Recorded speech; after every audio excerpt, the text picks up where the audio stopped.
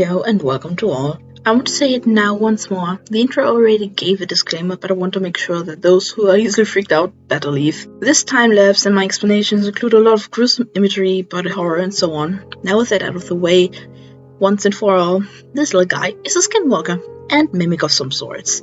He doesn't have a name, and I do take suggestions.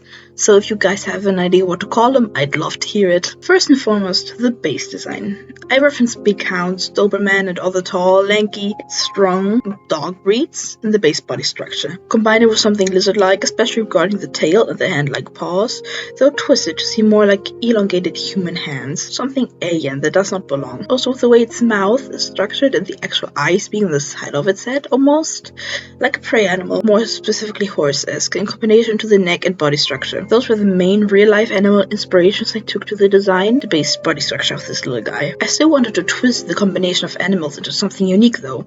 To have its limbs be wrong, too long, too many joints, too big hand-like structures to make it feel unbalanced to some extent. Wrong as it's just skin, no fur. No hair, not even truly skin, as it seems to be crudely grown on its muscles, like a harsh burn one might have where the skin doesn't properly grow any longer. Yet, this is its natural state, glossy, fleshy, and only with the hand-like structures being darker where some actual skin-like tissue seems to be growing, visibly darker than the rest of the body. And yet something is missing. The ears, which are tightly pressed against its neck, making it seem like they are non-existent. And again, they don't have any fur or hairs inside like a furred animal would. Instead, they have teeth.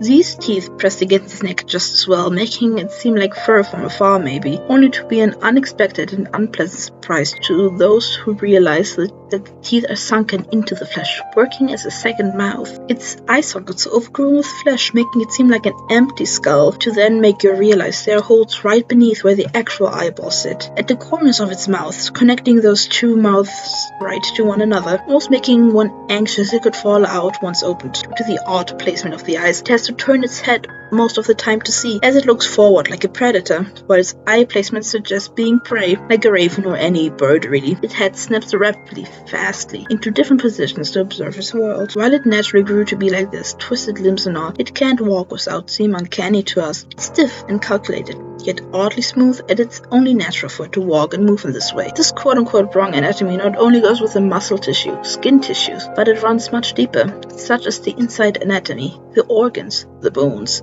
especially with its ribs.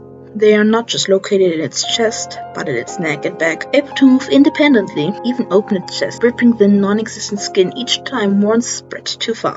Its teeth and its ears are able to move somewhat on their own as well, yet those are easy to see as they are right beneath the thin veil of flesh and skin. They are in its tail, its stomach, its hands, buried so deep one could not expect the body to open in those places. In extreme emotional experiences, its ears first will open, standing tall like a Doberman's ears, exposing the many teeth, making it feel like its entire head might open up. Tongue-like structures revealed in the process, like a mouth, leaving a deep natural gash in its neck, exposing a weak point. Yet to the many bones, the ribs, the teeth it has, and the dexterity, the ability to move scarily fast with its body, it remains safe, even in an exposed stage such as this. The chest opening, like a maw, tongue spilling out from the jaw into its neck, a gut-like tissue collapsed around a single eye, like a protective cushion, just around this one, not the many others it has in its neck. Those are fake ones, functioning more of a fat storage. Yet this one eye, exposed and vulnerable, standing out as it's surrounded by its guts, just like a heart. As if once fatally injured, this little fella will have serious trouble, yet it does not look like it, nor function like a heart. Its actual heart-like structure is buried way deeper. Its aggressive state, where it opens itself up in this manner, is heavily based on shock factor. Confusing scaring with a prey or enemy, it lunges itself forward and would close its ribs on the prey, puncturing it, and immediately eating, such as there is no single mouth with this being. The stomach opens up just the same, tongue spilling out strong enough to tear muscle, bones, and pull the enemy or prey inside, consuming it. Its hands function much the same as does the base of the tail. While it is almost always vulnerable, whether it be calm with thin skin, thin body structure, or aggressive, open innards and such spilling out and leaving it seemingly at a disadvantage. The many teeth, the skeletal structure, the bones, seem to be able to protect it just right, whether it be hiding beneath the flesh or splayed open, threatening the opponent. Its feeding habits: it uses all of what it consumes to its full extent, removing the necessity to relieve itself. It feeds until it's satisfied, not building up any more body fat, but also not losing what it needs to function. Here comes a snake-like reference into play as it devours its prey almost whole, barely chewing. It first would carry the so-to-say food in its stomach, clear visible bulge, for a couple of hours tops, as its stomach tongues continue to break down the food, break the body apart, flesh, bones, all there is to break, quickly digesting and absorbing the food, leaving no trace but a bloody feeding ground. Technically, you could feed it anything, as any and everything is easily digested and absorbed, yet it strictly keeps itself to flesh, and will always prefer meat over anything. It normally would eat, so to say, with its chest, its stomach, but it's more than able to swallow with its mouth, even with its mouth-like structures on its hands. Now that would be all of the notes to the physical design and its anatomy, but I'm not quite done yet. I do have some more lore to this little freaky guy that extends beyond that. I already rambled on for so long, but well, I have a lot to share. Its story, its feelings, are a story of nature versus nurture. How it came into this world is unclear, but eventually it came to where it saw dogs, cats, fluffy animals being loved by higher beings, by us. Humans. It can think as far as a child can almost, yet it's unaware of itself as to what it is. It craves this love, this affection it has witnessed other animals had received. It would approach these higher beings. It recognizes them to be smarter, leaders, caretakers, whatsoever, being able to give it love. But due to its appearance, its nature, it would be chased away, screamed at, shot, hunted. It understands that we hate it. We don't want it near us, yet it craves this closeness. It's envious of these other animals that receive all this love, yet it doesn't. Trying to walk slower, mimic the way the other animals would walk, yet appearing even more uncanny and scary to us. The aggression it would get as an answer to its trying to come close. It wouldn't be able to help itself and return back to the wild and dangerous, hungry animal it is, becoming this aggressive version of itself at any harm, yelling and so on it would receive. A yell, a shout might deter it, yet consistent yelling, trying to shoo it away, hitting it with a bat or whatever would soon draw out this dangerous side. Falling back to its nature of killing and feeding, killing what it tries to befriend, feeding instinctively on the blood and flesh that grazes its body. Since it doesn't quite have lips, I guess tongues, but well, only after satisfying its hunger it would realize the damage it has done, feeling this disdain for itself, running away from the civilization it tried to reach out to, knowing its nature is standing in its way, even if not fully grasping why and how. It just knows that something is wrong about itself, but can't possibly understand it any further. Eventually it will come to the point of disguising itself as another animal, first starting small. Stray cats, gruesomely skinned, blood-stained fur covering its back, yet obvious it is just a skin, only adorned by a small coat of bloody cat fur. It would be more than obvious that this creature would be dangerous to us, right? So the humans once again chased it away, now even more wary, even more aggressive, as loved cats and strays would be torn apart, bloodstains in the trails left open to the world. It moved on to foxes, cause I do love my foxes and they are everywhere. The much larger creature much more easily covers this thing, covering its face, its back, even its legs to some extent, yet it still does not understand why it keeps being chased away, now with the larger animal's fur to disguise as. From afar it might appear like a wild, large fox, yet the closer a human would get, the more obvious it would be that this is clearly not a friendly fox. It would think that the skin alone is just not enough. It needs more parts of the animal it dismembers to disguise as. It would tear the muscles from its bones, keeping the broken flesh suit close to its chest and belly, holding it with its bone and its fangs. Now with the skin and the flesh it would be complete enough to be loved, right? Yet it is not. It freaks out the humans just the more. The rotting flesh bringing in an unpleasantly sick, sweet smell of death alongside it as it approached humankind over and over again. Once too rotted, too old, it would leave the flesh behind and fall over a new fox, small wolf, and coyote to tear apart, to hide itself, leaving blood-drained, black, rotten flesh behind it and fresh blood trails. Then it would move on to methodically pulling out and reassembling the bones of the animals it tears apart on its chest. Beneath the flesh it already clutches, letting the fleshless claws, the bones, drag along the ground as it walks clumsily with all the extra weight, the separated layers of animal. Skin on top, flesh followed by bones beneath it. And yet, it still isn't complete enough. It understands. It's not disguising itself well enough, but it does not know any better way to keep all of the pieces of the animal it tries to be on itself. The constant taste of the flesh and blood as the skinless corpse is pressed against itself, held together by the teeth, it would drive it crazy, feeling like it has to eat, like it's starving, even if it's not. Being even more on edge as soon as a human or other animal becomes hostile towards it. Only after every unwanted attack, it mourns the death of the victim. It mourns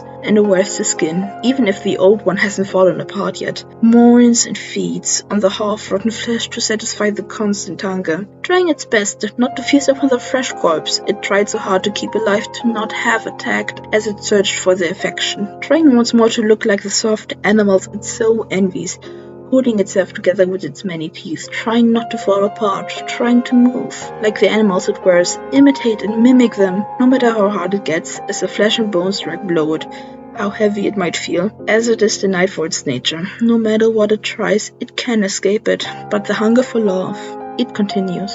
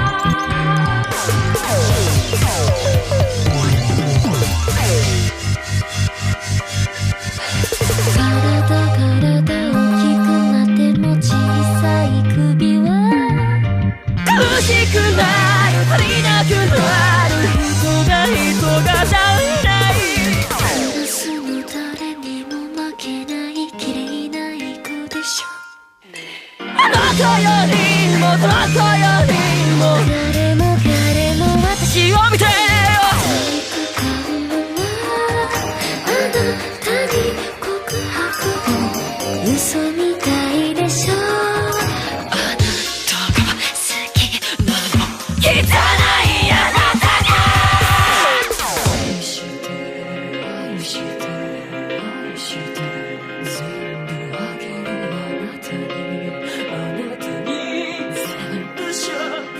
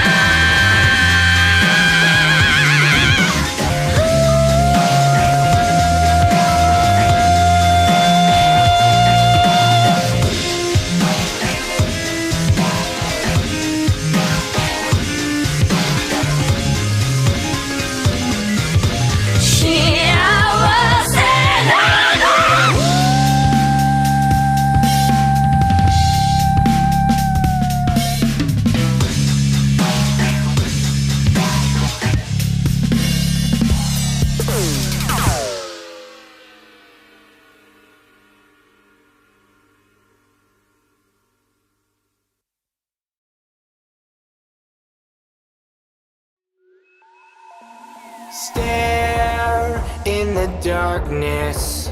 Are you scared? Are you free? I can be fair or a monster. Tell me now, which one do you need? I can feel teeth tearing at me, rip me to pieces, rock me to sleep. I can feel eyes staring at me, getting uneasy, ready to feed. I can feel teeth.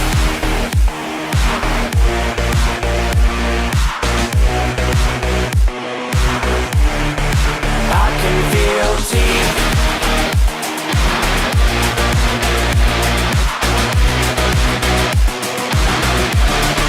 I can feel teeth. I can feel teeth tearing at me. Swear that you're heartless. Say a prayer for the weak. You should beware when the sharks swim. Take a vow, too vulgar to speak. I can feel teeth tearing at me, rip me to pieces, rock me to sleep. I can feel eyes staring at me, getting uneasy, ready to feed. I can feel teeth.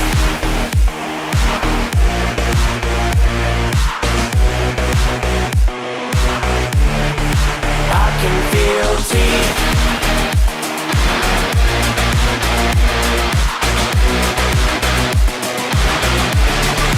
I can feel teeth. I can feel teeth tearing at me. Stare in the darkness. Is there air? Will you drown? Stare in the darkness. Follow me down. Follow me down.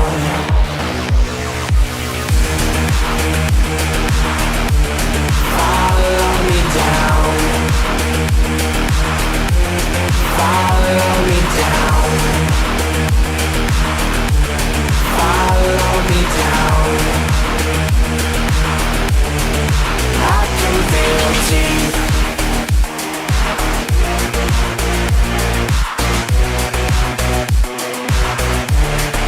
I can feel teeth.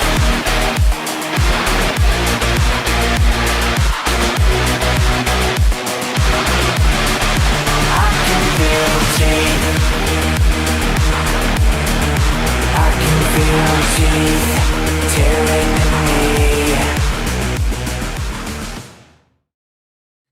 And it is from this world of darkness which come the evil, destructive forces of man. You've got me shaking from the way you're talking. My heart is breaking, but there's no use crying. What a cyanide surprise you have there for my eyes. If I had common sense, I'd cut myself or go up and die.